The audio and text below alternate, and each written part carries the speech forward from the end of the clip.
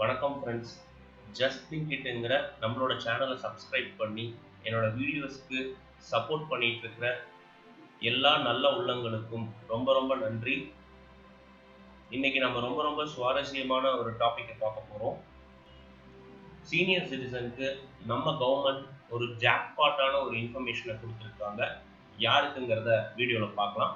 ஃபுல்லாக பாருங்கள், டீட்டெயில்டாக எக்ஸ்பிளைன் பண்ணியிருக்கேன். நம்ம பிரைம் மினிஸ்டரும் ஃபினான்ஸ் மினிஸ்டரும் எப்போ டிஸ்கஸ் பண்ணாலுமே நமக்கு நன்மை தாங்க.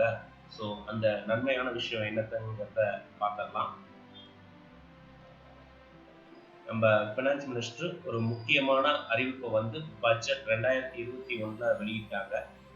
அந்த அறிவிப்பை பேஸ் பண்ணி தான் இப்போ இந்த வீடியோ அமைஞ்சிருக்கு. சீனியர் சிட்டிசன்ஸ் 75 வயசுக்கு மேலே இருக்க சீனியர் சிட்டிசனுக்கு வருமான வரி தாக்கல் செய்வது விலக்கு அளிக்கப்பட்டிருக்கு. இப்போ அவங்க ஒரு ஆடிட்டரை பிடிச்சி தேடி அவங்க வாங்குற பென்ஷனுக்கும் அவங்களோட பிஎஃப் பணத்தில் வந்த டெபாசிட்க்கு வாங்கிட்டு இருக்க வட்டிக்கும் அவங்க இனிமே வருமான வரி தாக்கல் செய்ய தேவையில்லை.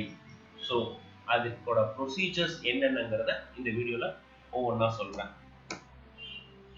இப்போ பட்ஜெட் 2021 அனௌன்ஸ் பண்ண மாதிரி அவங்களுக்கு அனௌன்ஸ் பண்ணதை அப்போ அனௌன்ஸ் பண்ணிட்டாங்க. பட் அதோட வழிகாட்டு நெறிமுறைகளை இப்போதான் கொடுத்துருக்காங்க. ரிலாக்ஸேஷன் இந்த வருஷம் அப்ளிகபிள் கிடையாதுங்க. 2021-22 தான் அந்த ரிலாக்ஸேஷன் அப்ளிகபிள் ஆகுது. ஸோ அப்போ 2020-21 ஃபினான்ஷியல் இயருக்கு கம்பல்சரி இப்போ நம்ம ஃபைல் பண்ணி தான் ஆகணும். 75 இயர்ஸ் சீனியர் சிட்டிசன்ஸ். இப்போ பார்த்தீங்கன்னா அதுக்கு செப்டம்பர் வரைக்கும் டைம் கொடுத்துருக்காங்க. இப்போ 31 டிசம்பர் வரைக்கும் அந்த டைம் எக்ஸ்டென்ஷனை கொடுத்துருக்காங்க. இப்போ ஒரு சீனியர் சிட்டிசன் அவர் ஒரு 5 லட்சம் ரூபாய் வரைக்கும் ஏர்ன் பண்ணுறாரு. தட் மீன்ஸ் ஒரு 35,000 ரூபா மாதம் பென்ஷன், டோட்டலாக 4,20,000. ஒரு டெபாசிட் மூலிமா அவருக்கு ஒரு 80,000-90,000 ரூபா வருஷத்துக்கு ஒரு இன்கம் வருது அப்படின்னு வச்சுக்கிட்டோம்னா அவர் ஒரு 5 லட்சம் ரூபாய்க்கு சம்பாதிப்பார். அவரோட ஸ்டாண்டர்ட் டிடக்ஷன் 50,000 ரூபா. சீனியர் சிட்டிசன்னாவே எல்ஐசி பாலிசி, இந்த ஏடிசி, இந்த எக்ஸம்ஷன்லாம் வராது. ஏன்னா அவங்க பென்ஷன் மூலியமா ஏர்ன் பண்ணுறதுனால. ஸோ சீனியர் சிட்டிசனுக்கு ஓல்டு ஸ்லாப் பிரகாரம் அப் டு 5 lakhs வரைக்கும் நெல் தாங்க. ஸோ நியூ ஸ்லாப் பிரகாரமும் நெல் தான். ஸோ 5 lakhs வரைக்கும் எந்த பிரச்சனையும் கிடையாது. இதே அவங்க 5 லட்சத்துக்கு மேலே ஒரு தோராயமாக ஒரு 6,50,000 ரூபா, ஒரு 1.5 லட்ச ரூபா வேற ஏதாவது ஒரு இன்கம் மூலியமா எக்ஸ்ட்ரா அவங்க ஏர்ன் பண்ணுற மாதிரி ஆயிடுச்சுன்னா அந்த ஸ்டாண்டர்ட் டிடக்ஷன் 50,000. ஸோ டோட்டலாக 6 லட்ச ரூபாய்க்கு அவங்க டேக்ஸ் கட்டுற மாதிரி. அப் டு 12,500 அந்த 5 லட்ச ரூபா வரைக்கும் டேக்ஸ் நில் தான். அதுக்கப்புறம் அந்த இருக்க ஒரு 1 லட்ச ரூபாய்க்கு மட்டும் 20,000 ரூபாய் டேக்ஸ் பே பண்ணுற மாதிரி வரும். அந்த செஸ் ஒரு 1,300 ரூபா, 21,000 ரூபா பக்கம் வருங்க. ஸோ இதில் என்னோட சஜஷன் என்ன அப்படின்னா, இப்போ நம்ம எல்ஐசி பாலிசி இந்த மாதிரிலாம் எந்த எக்ஸம்ஷனும் இங்கே இல்லாத காரணத்தினால ஈவன் அவங்க பையனுக்கோ பேரனுக்கோ அவங்க எல்ஐசி பாலிசி போட்டு அவங்களோட இன்கம்ல கணக்கை காமிச்சு அந்த எக்ஸம்ஷனை அவங்க எடுத்துக்கலாம். ஆர்எல்ஸ் இன்னொரு ஆப்ஷன் என்னன்னா, அவங்க நியூ ரெஜிமால இருக்க டாக்ஸ் ஸ்லாப்ல சூஸ் பண்ணாங்கன்னா 15,000 ரூபா தான் டாக்ஸ் கிடைக்கும். ஸோ அவங்க பார்த்தீங்கன்னா இந்த ஒரு 5,200 ரூபாயை மிச்சப்படுத்தலாம். என்னோட அட்வைஸ், இப்போ 5 லட்சம் ரூபாய்க்கு மேலே எக்ஸீட் ஆகிற சீனியர் சிட்டிசன்ஸ் இந்த டாக்ஸ் எக்ஸம்ஷன் லிமிட்டை எடுத்துக்கலாம். இப்போ சீனியர் சிட்டிசன்ஸ் ஐடிஆர் ஃபைல் பண்ணாமல் விட்டா லேட் ஃபைலிங் ஃபீஸ் இந்த 31 டிசம்பர் வரைக்கும் டைம் கொடுத்துருக்காங்க. ஃபைல் பண்ணாமல் விட்டுட்டா 5,000 ரூபா பெனால்ட்டி. இதே 5 லட்ச ரூபாய்க்கு உள்ள இன்கம் ஏர்ன் பண்ணுறவங்களா இருந்தால் 1,000 ரூபாய் பெனால்ட்டி. ஸோ இதை ரொம்ப கேர்ஃபுல்லாக பார்த்துக்குங்க. சீனியர் சிட்டிசன் எப்படி அவங்க வருமான வரி தாக்கல் செய்யாமல் தவிர்க்கிறது அப்படின்னு பார்த்தீங்கன்னா, இப்போ எந்த ஸ்பெசிஃபைடு பேங்க்ஸ் கவர்மெண்ட் மென்ஷன் பண்ணுறாங்களோ அங்கே அவங்க ஐடிஆர் எக்ஸம்ஷனை பண்ணிக்கலாம்.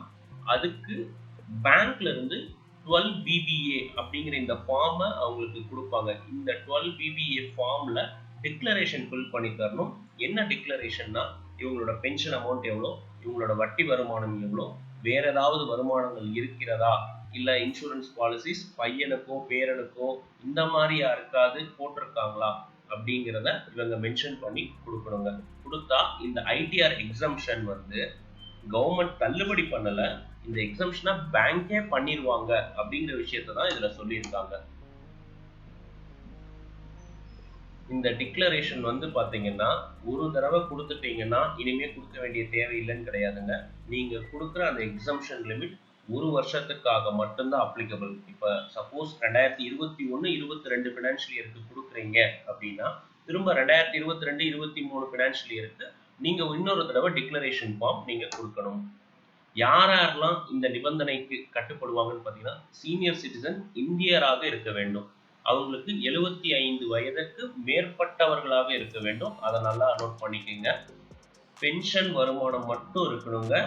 இதே போல பென்ஷன் வருமானம் இல்லாம பிக்ஸட் டெபாசிட் மூலியமா வருமானம் வர்றவங்களும் இதுல வந்து நம்ம எக்ஸம்ஷன் எடுத்துக்கலாம்.